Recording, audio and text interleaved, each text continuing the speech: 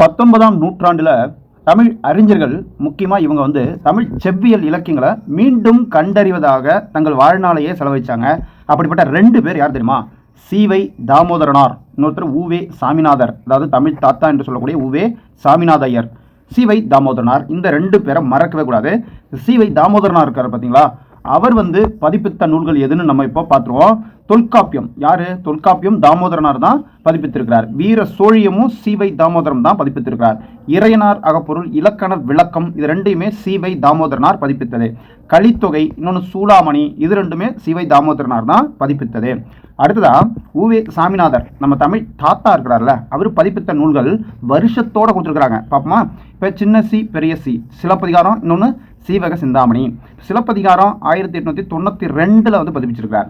சீவக சிந்தாமணி ஒரு 5 வருஷம் முன்னாடி 1887 சீவக சிந்தாமணி பதிப்பிச்சிருக்கிறார். அது மட்டும் இல்லை, சிலப்பதிகாரம் மணிமேகலை ரெண்டு இரட்டை காப்பியம். அப்போ அந்த ரெண்டுத்தையுமே பதிப்பிச்சது யாருன்னா உவேசா தமிழ் தாத்தா தான். மணிமேகலை எந்த ஆண்டு அப்படின்னு கேட்டால் 1898 மணிமேகலை.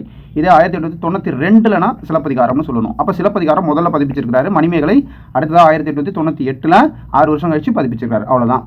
இப்போ பதிற்று பத்து பாட்டு இங்கே பாருங்க, பதிற்று பத்து பாட்டு இதெல்லாம் உவேசா தமிழ் தாத்தா தான் பதிப்பிச்சிருக்கிறாரு.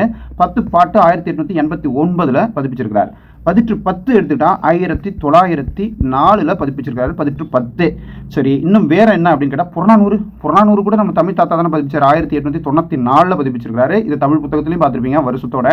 அடுத்து ஐங்குறுநூறு, இதுவும் தமிழ் தாத்தா தான் 1903 பதிப்பித்தாரு.